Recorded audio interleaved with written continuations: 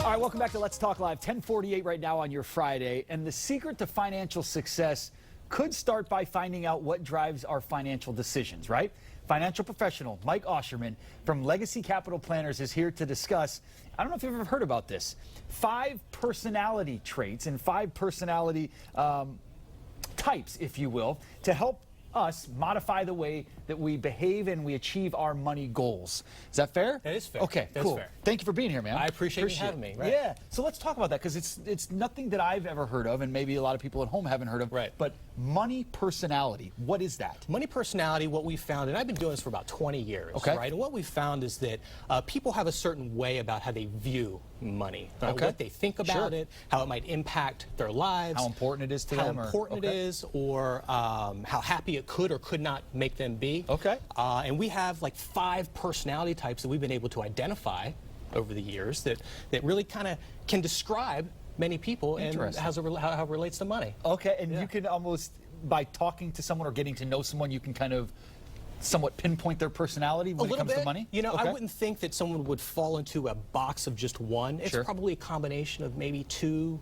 3. Okay. But I think it's super helpful to be aware of the type of money personality that you have. Okay, and then when you find out someone's personality or what personality box is they fit into, then you can kind of help them, guide them, and where to put their money? Not necessarily maybe put their money, maybe their behavior on how they maybe spend their money, how they save their money, maybe people they go to for advice, who might hold them accountable, right? Things like that. All right. So let's talk. There are 5 of them, right? There are 5. Okay. Let's talk about the different types of money personality. Yeah. Number 1, the money worshiper, right? So this type of person is maybe the type of maybe overspend, right? We oftentimes see this person maybe carrying credit card debt. Right? They spend, before they think. Okay. I think if this might describe some people, a good useful tool would be look at a budget worksheet. You can actually go to our website at MarylandMoneyGuys.com and download a free worksheet. MarylandMoneyGuys.com.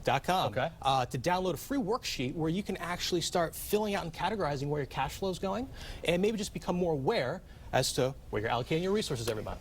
Hence the name Money Worshiper. Is it someone that puts just all their kind of thought and importance in money? It is, and it's actually interesting because they're the type of person that might think that having additional money is going to make them happy, right? Sure. And I'm here to tell you that's not the case. The more money you have isn't necessarily going to make you happy. That's what we've been able to determine over the years. Absolutely. Okay, the second type is the big spender. Big spender. Big spender. So the big spender is the type of person who might spend on lavish things. And I'm not talking about shoes, pants, coats. I'm talking about cars. I'm talking about houses. Big I'm talking ticket about items. boats, right?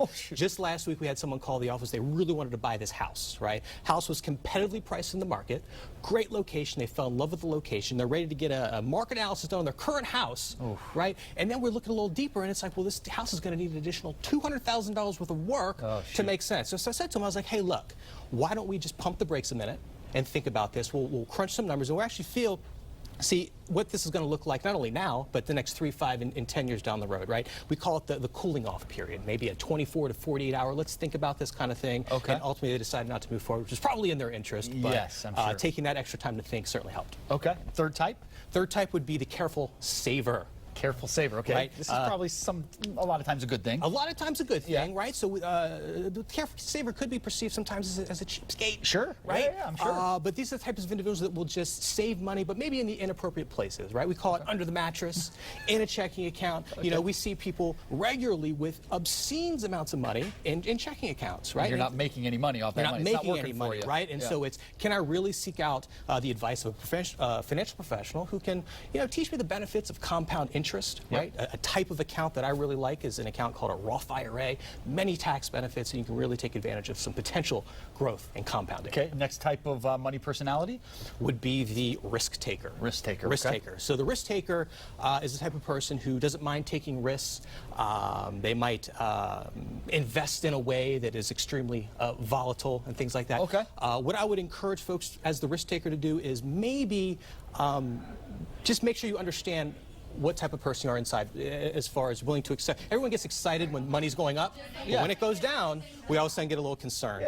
We do have a useful resource on the website where you can actually go through an exercise and actually determine what type of risk taker you are to be sure that your investments are consistent with your risk tolerance. Okay, do we have one more? I think that's 4. Was that 4? We do. We have one more, and please. it's the avoider. Okay, right? avoider. It's That's the one interesting. that just doesn't want to think about finances whatsoever.